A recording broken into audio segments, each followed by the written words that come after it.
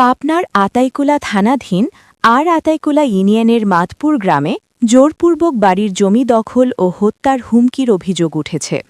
এ ঘটনায় থানায় লিখিত অভিযোগ করেছেন মাতপুর গ্রামের মৃত ময়দানের ছেলে আব্দুল মতিন। সিনিয়র রিপোর্টার জাহাঙ্গীর আলমের প্রতিবেদনে দেখুন বিস্তারিত। ক্যামেরায় ছিলেন সোহানুর রহমান।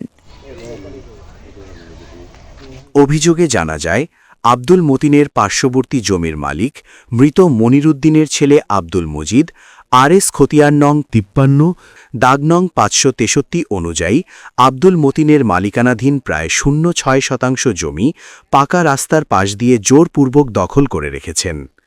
ভুক্তভোগী আব্দুল মতিন জানান, বিষয়টি নিয়ে এর আগে 2 দফা গ্রাম্য সালিশ অনুষ্ঠিত হয়। সালিশে জমি পরিমাপ করে সীমানা নির্ধারণ ও সীমানা পিলার স্থাপন করা হলেও অভিযুক্ত পক্ষ তা অমান্য করে পিলার তুলি ফেলে এবং তার রোপণ করা গাছ কেটে ফেলে।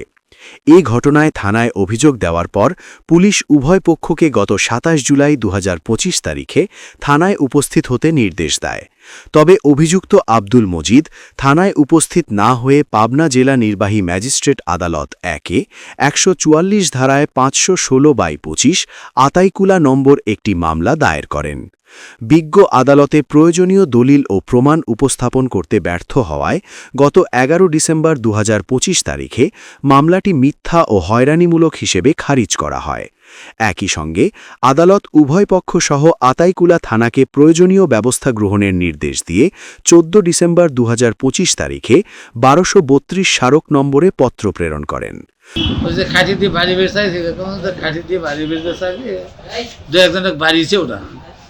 হ্যাঁ, যা পারো না তা কাউকে আর পেটে দিয়ে গেল। তারপরে তারা গ্রামের প্রধানও মানে না, থানাও মানে না। আর কোর্টে গেছিল, সে কোর্টে বলে নাকি শুনলাম যে ওদের দরখাস্ত এখানে ওদের সরকারি লোক এসে তদন্ত করে দিয়ে গেছে যে না, ভোলটা ওই মসজিদ গংদেরই। সেই রিপোর্ট দেওয়ার পরে বিজ্ঞ আদালত থেকে বোধহয় ওই মামলাটা খারিজ করে দিয়েছে। মামলায় পরাজয়ের পর অভিযুক্ত আব্দুল মজিদ, তার ছেলে মোহাম্মদ মহসিন বিজিবি গোয়েন্দা পরিদপ্তরে কর্মরত ও মোহাম্মদ শুভ হোসেন সেনাবাহিনীতে কর্মরত সহ অন্যান্য সহযোগীরা আব্দুল মতিনকে মিথ্যা মামলা দিয়ে ফাঁসানোর ও হত্যার হুমকি দিচ্ছেন বলে অভিযোগ করা হয়েছে। আব্দুল মতিন আতাইকুলা থানায় জমি উদ্ধার সহ নিজের ও পরিবারের নিরাপত্তা নিশ্চিত করার দাবি জানিয়েছেন। মরিদ বলে, তোর জমি বুঝে দেওয়া হবে না, তোর জমি যারা খাচ্ছি সবাই খাবো, জমির পরে আসলে তোর খাটি দিয়ে পিটে তোর জানে মারি ফেলবো। আমাকে জানে মারার হুমকি দিচ্ছে। আমার 2 বেটা চাকরি করে, তোর 2 বেটার চাকরি খাবো, তোর 2 বেটার চাকরি খাবো। তুই মনে করছিস কি তোর তো মারবই, তোর বেটার চাকরি খাবো, এই বলে হুমকি দামকি দেওয়ার পরে আমি মনে করেন যে থানায় আবার গেছি। থানায় যা বলছি যে আমার জানের নিরাপত্তা নেই, আমাকে জানের নিরাপত্তা দেওয়া হোক। তখন অতি সাহেব বললো, ঠিক আছে তুমি যাও, আমি দেখতেছি। এ বিষয়ে মাধপুর গ্রামের গ্রাম্য প্রধান আব্দুল আওয়াল প্রামাণিক, শহীদুল ইসলাম, ইদ্রিস খান, আবুল কাশেম ও নুরু সহ একাধিক ব্যক্তি জানান, মোট 85% জমির মধ্যে আব্দুল মতিন 62% জমির বৈধ মালিক।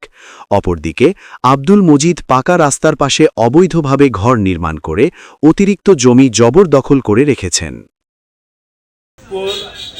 মতিন শেখ এবং মজিদ ওদের বাড়ির জমি নিয়ে ঝামেলা। গ্রামের প্রধান বর্গগণ এই জিনিসটা নিয়ে বারবার সালিশের বৈঠক হয়েছে। বৈঠকে কাগজপাতিতে দেখা গেছে যে সামনের থেকে অর্ধেক জমি মসজিদ ভোগ দখল করিতেছে। তখন এটা নিয়ে সালিশ বৈঠক হওয়ার পরে কোনো মীমাংসা দিকে যায় যে তার মতিনের জমি বুঝে দাও। পুলিশ আছে না 7-8 বার, সালিশ আছে 3-4 বার, সংসার সলেমানরা এটা করেছে, ওরা মানে না। ওরা প্রধান কিনা তারে ডাকেও না, মানে না। কি করবি? এই জিনিসটা যেভাবে ফয়সলা কেস করছে এদের নামে বহুত পালি কেস কাবারি করেছে, পুলিশ এদের জন্য আছে কেস কাবারি ওরাই করেছে, এখন রায় আছে এদের নামে, তাও এরা ছাড়বে না। আব্দুল মজিদ কেস করছিল এদের নামে। 144 ধারা জারি করে 144 ধারা মতিন দাদার পক্ষে রায় হয়েছে।